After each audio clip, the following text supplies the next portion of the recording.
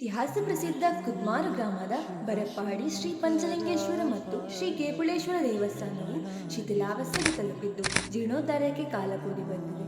ದೇವಸ್ಥಾನದಲ್ಲಿ ಪತ್ತೆಯಾಗಿರುವ ಹಳೆಗನ್ನಡ ಶಿಲಾಶಾಸನಗಳ ಪ್ರಕಾರ ಈ ದೇವಸ್ಥಾನವು ಸುಮಾರು 800 ವರ್ಷಗಳಷ್ಟು ಪ್ರಾಚೀನವಾಗಿದ್ದು, ಇದನ್ನು ವಿಜಯನಗರ ಅರಸರ ಕಾಲದಲ್ಲಿ ನಿರ್ಮಿಸಲಾಗಿತ್ತು ಎಂಬುದಾಗಿ ತಿಳಿದುಬರುತ್ತದೆ.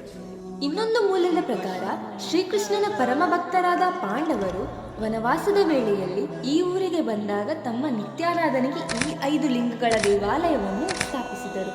ಈ ದೇವಾಲಯದ ಒಂದೇ ಅಂಗಣದಲ್ಲಿ 2 ದೇವಾಲಯಗಳಿವೆ. ಒಂದು ಪಂಚಲಿಂಗೇಶ್ವರ, ಇನ್ನೊಂದು ಕೇಪುಳೇಶ್ವರ. ಒಂದು ಅಂಗಣದಲ್ಲಿ 2 ಗರ್ಭಗುಡಿ ಇರುವ ಶಿವನ ದೇವಸ್ಥಾನ ಇರುವುದು ಇಲ್ಲಿನ ವೈಶಿಷ್ಟ್ಯ. ಕೇಪುಳೇಶ್ವರ ದೇವಾಲಯದ ಮುಂದುಗಡೆ ಒಂದು ತೀರ್ಥಬಾವಿ ಇದೆ. ಈ ತೀರ್ಥಬಾವಿಯ ಹಿಂದೆ ಒಂದು ಐತಿಹ್ಯವಿದೆ. ಪಂಚಲಿಂಗಗಳ ಪ್ರತಿಷ್ಠೆಯ ಸಂದರ್ಭದಲ್ಲಿ ಪ್ರತಿಷ್ಠಾ ಕಾರ್ಯಗಳಿಗೆ ಪುಣ್ಯಜಲ ಬೇಕೆಂದು ಪಾಂಡವರು ನಿರ್ಧರಿಸಿ ಭೀಮಸೇನನನ್ನು ಕಾಶಿಗೆ ಪುಣ್ಯಜಲ ತರಲು ಕಳುಹಿಸಿದರು. ಆದರೆ ಭೀಮಸೇನ ಗಂಗಾಜಲ ಹಿಡಿದು ಬರುವುದು ತಡವಾಗುವುದನ್ನು ಅರಿತ ಉಳಿದ ಪಾಂಡವರು ದೇವರ ಪ್ರತಿಷ್ಠೆಯ ಪೂಜಾ ಕೈಕಾರ್ಯಗಳನ್ನು ಮಾಡಿ ಮುಗಿಸಿದರು. ತಾನು ಬರುವಾಗ ದೇವರ ಪ್ರತಿಷ್ಠೆ ನಡೆದಿರುವುದನ್ನು ಕಂಡ ಸಹೋದರರ ಮೇಲೆ ಕೋಪಗೊಂಡ ಭೀಮನು ತನ್ನ ಕಿರುಬೆರಳೂರಿ ಭೂಮಿಯ ಮಣ್ಣನ್ನು ಅದುಮಿದಾಗ ಹೊಂಡದ ರೂಪ ಪಡೆದುಕೊಂಡಿದ್ದೆಂದು ಹಾಗೂ ಭೀಮಸೇನನು ತಾನು ತಂದ ಗಂಗಾಜಲವನ್ನು ಆ ಹೊಂಡಕ್ಕೆ ಸುರಿದನೆಂದು ಪ್ರತೀತಿ ಇದೆ. ಕೇವಲ 10 ಅಡಿ ಆಳದ ಈ ಬಾವಿಯಲ್ಲಿ ಅಂದಿನಿಂದ ಇಂದಿನವರೆಗೂ ನೀರು ಬರ್ತಿಲ್ಲ. ಕಾವೇರಿ ಸಂಕ್ರಮಣದ ತಲಕಾವೇರಿಯಲ್ಲಿ ತೀರ್ಥೋದ್ಭವವಾಗುವಾಗ ಈ ಬಾವಿಯಲ್ಲೂ ನೀರು ಚಿಮ್ಮುತ್ತದೆ. ಈ ಬಾವಿಯ ತೀರ್ಥಸ್ನಾನ ಮಾಡಿದರೆ ಜ್ವರ ಕೆಡುಗಳು ಗುಣವಾಗುವುದೆಂದು ಪ್ರಸಿದ್ಧಿ ಇವೆ. ಮಕ್ಕಳಿಲ್ಲದವರು ರಂಗಪೂಜೆ ಹರಕೆ ಹೇಳಿ ಸಂತಾನ ಪ್ರಾಪ್ತಿಯಾದ ನಿದರ್ಶನಗಳೂ ಇವೆ.